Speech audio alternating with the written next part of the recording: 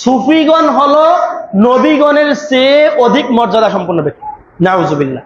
যারা পৃথিবীতে পীর আছে, পীরগণের মর্যাদা, পীরের মর্যাদা নবীগণের চেয়ে বেশি।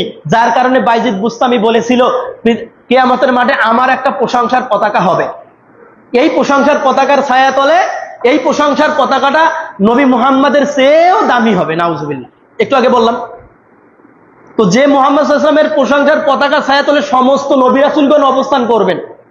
1,24,000 নবী রাসূল এসেছিলেন, যে নবীদের মধ্য থেকে ঈসা নবী একজন স্বয়ং সম্পন্ন নবী, তাওরাত প্রাপ্ত, ইনজিল প্রাপ্ত একজন নবী, কিতাব প্রাপ্ত। মূসা আলাইহিস সালাম, যার সাথে আল্লাহ কথা বলেছেন, মূসা কালিমুল্লাহ বলা হয়। দাউদ আলাইহিস সালাম, তাওরাত দেওয়া, জাবুর দেওয়া হয়েছিল, যে জাবুর তেলাওয়াত করতো, দরিয়ার মাছ পর্যন্ত এসে তার তেলাওয়াত শুনতো। যার সন্তান সুলাইমান আলাইহিস সালাম, সারা পৃথিবীর রাজত্ব দিয়েছিল আল্লাহ তাআলা সুলাইমান আলাইহিস সালামকে।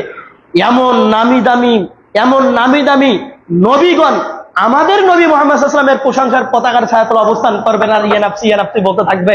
আর বাইজিদ বুস্তামি বলে আমাদের নবীর প্রশংসার পতাকার চেয়ে আমার পতাকা হবে খুব দামি। নাউজুবিল্লাহ। কত বড় বিভ্রান্ত ব্যক্তি! এরকম আকীদা পোষণ করে আমাদের এক শ্রেণীর হানাফি ভাইয়েরা। দেওবন্দি আকীদার যে সমস্ত ভাই আছে, এরা একটু ভালো, এই দিক থেকে একটু ভালো। তারা কিছু তারা এটাকে অ্যাভয়েড করছে, তারা এটাকে মেনে নেয় যে না, যারা নিজেকে আল্লাহ দাবি করে, যারা নিজেকে মুহাম্মাদের চেয়ে বেশি দাবি করে, তাদেরকে আমরা মেনে নেব না। কিন্তু অনুরূপভাবে মাইজভান্ডারি, ফুরফুরা, রাজারবাগী, দেওয়ানবাগী, আপনার চরমনাই, এই যে সমস্ত পীরের খানকা আছে, পীরের আড্ডাখানা আছে, এরা সবাই এই মানসুর হাল্লাজকে এবং বাইজিদ বুস্তামিকে এরা মাথার তাজ মনে করে নিয়েছে।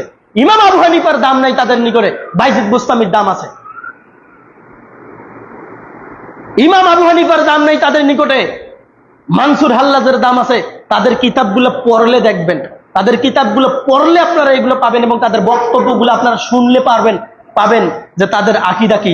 তাদের দলের অনুসারী যদি কোনো ব্যক্তি হয়, তাহলে তারা মুশরিক হয়ে পৃথিবী থেকে বিদায় নেবে।